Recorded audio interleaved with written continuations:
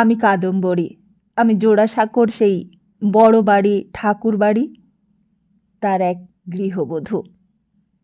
ছোট বয়সেই এসেছিলাম এই বাড়িতে।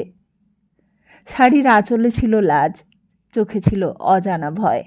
সবাই ছিল, তবুও কোথাও যেন আমি বড্ড একা ছিলাম।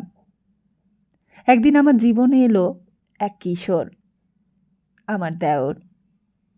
চোখে তার স্বপ্ন, মনে হাজার কথা। সে লিখত, আমি পড়তাম। সে কল্পনায় হারিয়ে যেত, আমি তাকে বাস্তবের মাটিতে ফিরিয়ে আনতাম। আমরা কথা বলতাম, কখনো শব্দে, কখনো নীরবতায়। আমার দিনগুলো কেটে যেত তার লেখা পড়ে পড়ে, তার চোখে নিজের প্রতিচ্ছবি খুঁজে খুঁজে। কিন্তু এই সম্পর্কের কোনো নাম ছিল না, তবে না বলা কিছু অনুভূতি ছিল, যা সময়ের সাথে গভীর হয়ে উঠেছিল। রাতগুলো ছিল সবচেয়ে কঠিন, চারিদিকে আলো, মানুষ, উৎসব। তবু আমার ভেতরে এক গভীর অন্ধকার। আমি ভাবতাম, আমি কি শুধুই ছায়া, নাকি কারোর জীবনের একটুখানি আলো?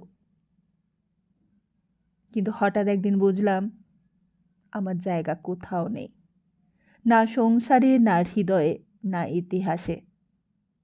সবকিছু যেন ধীরে ধীরে দূরে সরে যাচ্ছিল জীবন থেকে। তারপর এসেছিল সেই চরম রাত্রি, যেই রাতটা ছিল অদ্ভুত শান্ত। আমি জানালার পাশে দাঁড়িয়ে আকাশের দিকে তাকালাম। অনেক কথা ছিল, যা কখনো বলা হয়নি। কিছু ভালোবাসা ছিল, যা শুধু অনুভবেই রয়ে গেল। আমি চোখ বন্ধ করলাম। না, এবার আর কোনো শব্দ নেই, কোনো বাঁধন নেই, শুধু এক নিঃশব্দ মুক্তির আশ্বাস। আমি হারিয়ে গেছি, কিন্তু পুরোপুরি নয়।